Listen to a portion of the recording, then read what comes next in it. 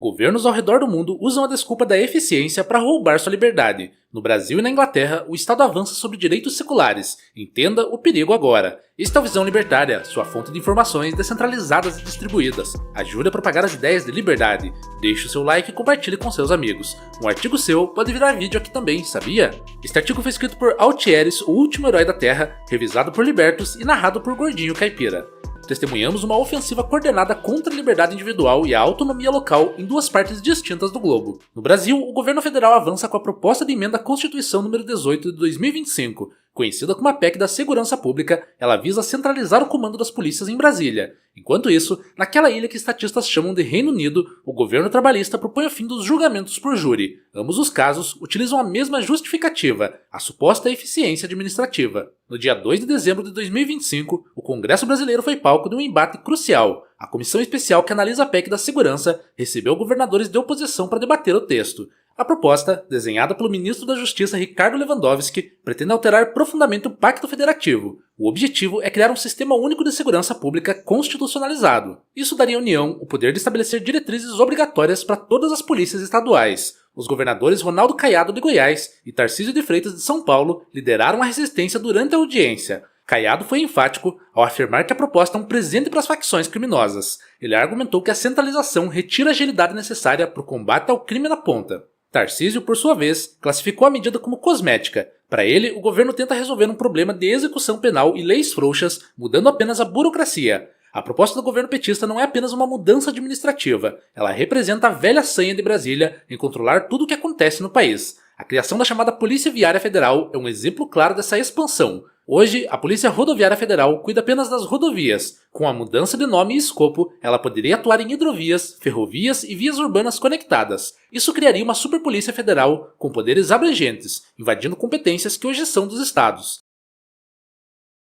Além disso, a PEC prevê a unificação dos fundos de segurança e penitenciário. O governo promete que esses recursos não serão contingenciados. No entanto, o acesso a esse dinheiro ficará condicionado ao cumprimento das diretrizes federais. Isso cria um mecanismo perverso de chantagem financeira. O governador que ousar discordar da política de segurança ideológica de Brasília terá suas verbas cortadas. É a compra da obediência política com o dinheiro que foi roubado do próprio pagador de impostos. Do outro lado do oceano, a situação é igualmente alarmante. O governo trabalhista daquele país que estatistas chamam de Reino Unido anunciou planos para reduzir drasticamente o direito a julgamentos por júri. A justificativa é eliminar o acúmulo de processos nos tribunais. Segundo o governo, os julgamentos com júri são lentos e caros. A solução proposta é permitir que juízes estatais decidam sozinhos o destino dos réus em casos de média gravidade. Essa medida ataca diretamente a tradição da Magna Carta de 1215. O julgamento por pares é uma das últimas defesas do indivíduo contra a tirania do Estado. Quando o governo é o legislador, o acusador e também o julgador, a liberdade torna-se impossível. O júri serve como um freio ao poder dos juízes, que são funcionários do Estado. Remover essa barreira é entregar o cidadão de bandeja à máquina de moer gente do sistema judicial. Há um paralelo assustador entre o que ocorre no Brasil e na Inglaterra.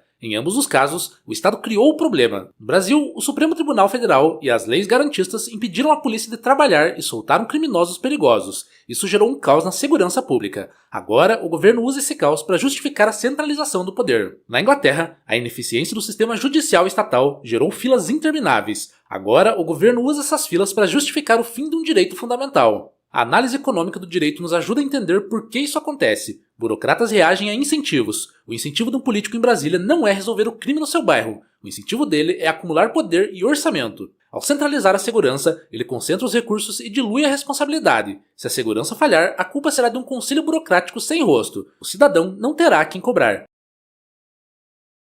Friedrich Hayek, economista da escola austríaca, explicou o problema do conhecimento. O conhecimento sobre a criminalidade local é disperso e específico. O policial que patrulha a rua sabe quem são os bandidos e onde eles se escondem. Um burocrata em um escritório com ar-condicionado em Brasília jamais terá essa informação.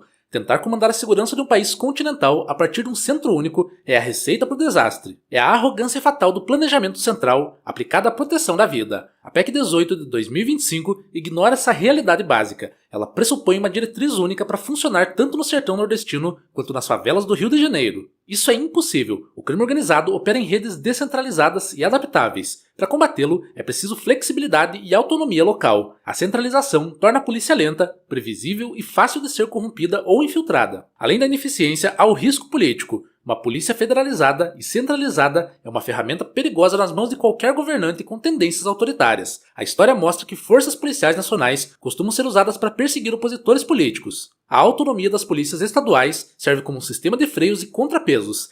Ela impede que um único homem tenha o controle armado de todo o território nacional. O relator da PEC, deputado Mendonça Filho, prometeu apresentar um texto mais brando nessa quarta-feira. Ele sinalizou que vai retirar a obrigatoriedade das diretrizes e manter o caráter consultivo do Conselho de Segurança. Essa é uma tentativa de salvar a proposta diante da revolta dos governadores. No entanto, o perigo permanece. A simples existência de uma estrutura constitucional para o Sistema Único de Segurança Pública abre a porta para futuras expansões. O Estado sempre joga o jogo do longo prazo. Hoje ele cede um anel, amanhã ele volta para buscar os dedos. O governador Tarcísio de Freitas acertou em dizer que o problema é de software e não de hardware. O Brasil não precisa de mais burocracia. O Brasil precisa que criminosos violentos fiquem presos. Mas isso é justamente o que a esquerda não quer. O ministro Lewandowski, autor da PEC, defendeu recentemente vetos presidenciais que mantinham benefícios como a saidinha de presos. Há uma contradição óbvia. O governo diz querer combater o crime, mas trabalha para manter criminosos nas ruas. A centralização, portanto, não visa a segurança, ela visa o controle. A visão libertária sobre a segurança pública é clara. A segurança não é um bem público que só o Estado pode prover. Pelo contrário, o Estado é o pior provedor possível de segurança. Ele cobra caro, entrega um serviço péssimo e não pode ser demitido. A verdadeira segurança surge da propriedade privada e do direito inalienável da autodefesa. No livre mercado, empresas de segurança competiriam para proteger seus clientes. Se uma empresa falhasse, ela perderia o contrato. Isso gera um incentivo real para a eficiência. No modelo estatal, a polícia recebe seu orçamento via impostos, independente de resolver crimes ou não. No Brasil, a taxa de resolução de homicídios é inferior a 40%. Se uma empresa privada tivesse esse desempenho, ela faliria em uma semana. O Estado brasileiro, contudo, quer aumentar seu orçamento e seu poder diante desse fracasso. Enquanto a privatização total não ocorre, a descentralização é o único caminho sensato. O federalismo permite que diferentes estados testem diferentes políticas. Se Goiás adota uma política de tolerância zero e o crime cai, outros estados podem copiar o modelo. Se a Bahia adota uma política de desencarceramento e o crime sobe, a população pode exigir mudanças ou votar com os pés, mudando-se de lá. A PEC da segurança quer acabar com essa competição. Ela quer nivelar todos por baixo, impondo a mediocridade de Brasília a todo o país. A retórica do governo sobre integração e cooperação é apenas um eufemismo para subordinação. O que eles chamam de federalismo corporativo é, na verdade, centralismo coercitivo. Eles querem que os estados arquem com os custos políticos e financeiros, enquanto Brasília dita as regras. É a terceirização da culpa e a centralização do comando.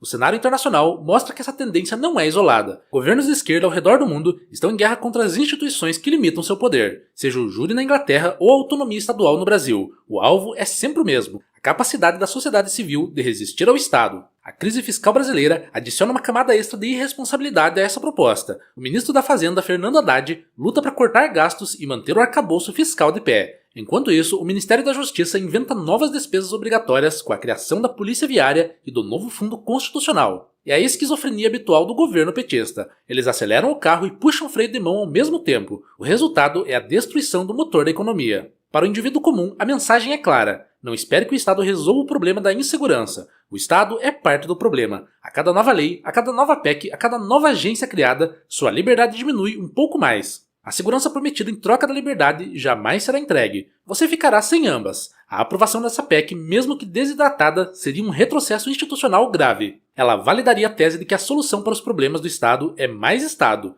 Precisamos inverter essa lógica. A solução é menos Brasília e mais Brasil. A solução é menos político legislando sobre segurança e mais cidadão com meios de se defender. O avanço sobre as liberdades civis na Inglaterra serve de alerta. Se o berço do direito consuetudinário e das liberdades individuais pode cair nessa armadilha, o Brasil também pode. A vigilância deve ser constante. O preço da liberdade é a eterna vigilância contra os salvadores da pátria que habitam os palácios do governo. A PEC 18 de 2025 deve ser rejeitada em sua totalidade. Não há emenda que conserte uma ideia fundamentalmente errada. Centralizar o poder de polícia em um país com histórico de autoritarismo é suicídio institucional. Fortalecer a burocracia federal enquanto se enfraquece a responsabilidade local é um convite ao desastre. O anarcocapitalismo nos ensina que a ordem surge espontaneamente da interação voluntária entre indivíduos livres. O caos que vemos na segurança pública hoje não é fruto da liberdade, mas sim da intervenção estatal que proibiu o cidadão de se defender e criou o monopólio da violência. Querer resolver isso dando mais poder ao monopolista é como tentar apagar um incêndio jogando gasolina.